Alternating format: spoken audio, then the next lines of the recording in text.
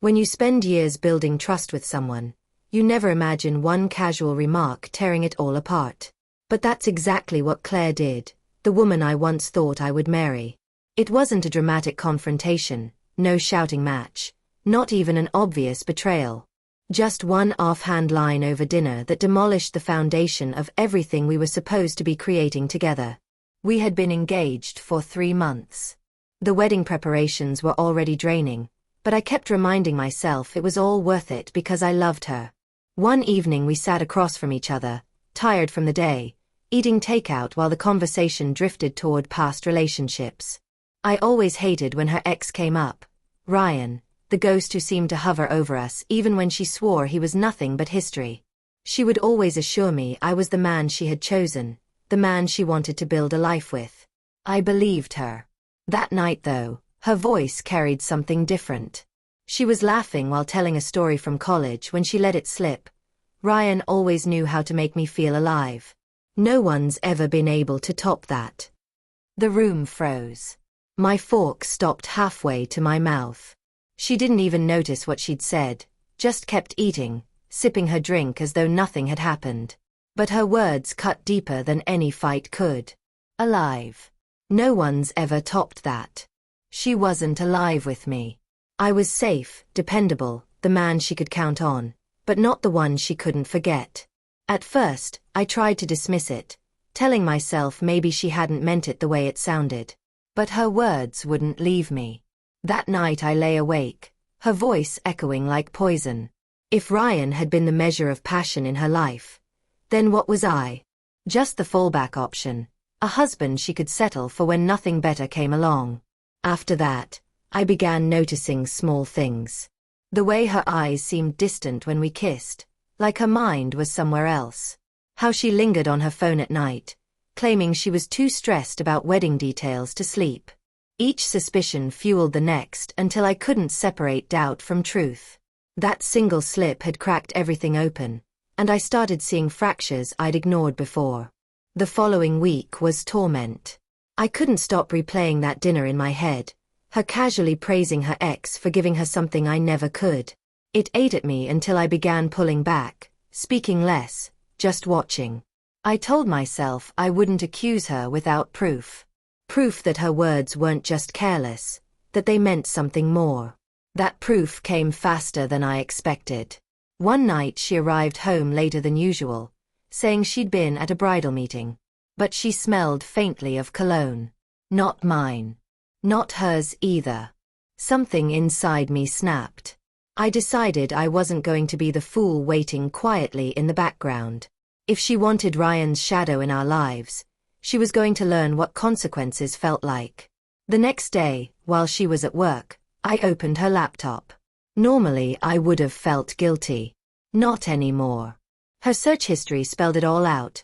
Ryan's name typed in again and again, old social media profiles pulled up, pictures of places they'd been. Then the emails. Short, suggestive lines. It was good to hear from you. Maybe we should catch up properly sometime. My stomach turned. I didn't confront her right away.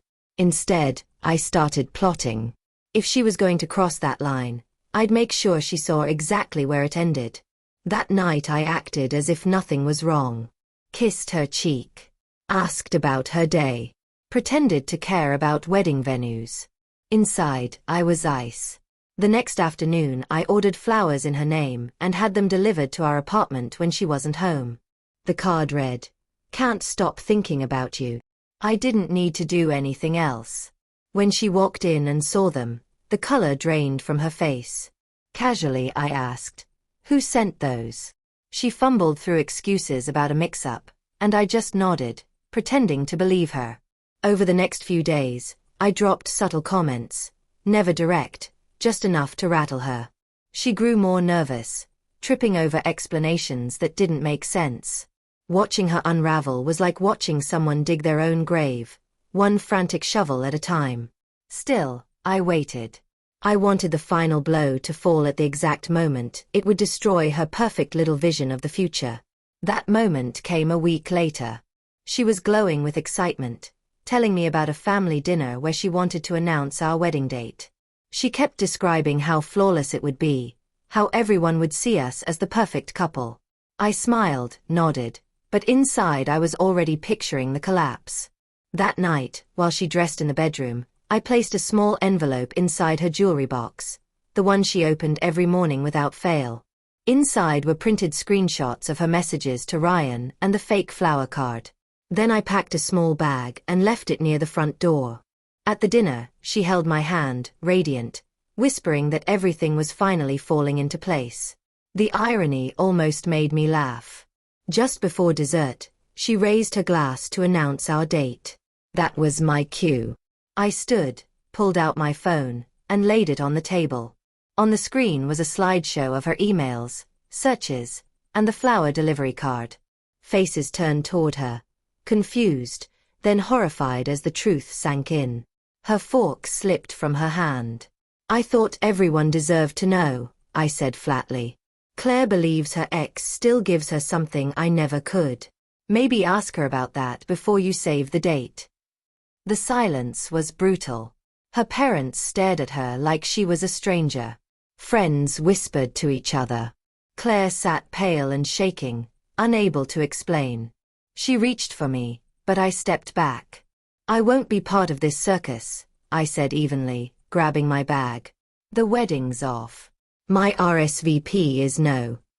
I walked out as her family erupted, her mother demanding answers, her sister hissing her name in disbelief. I didn't look back. Later that night I returned to the apartment for the last time.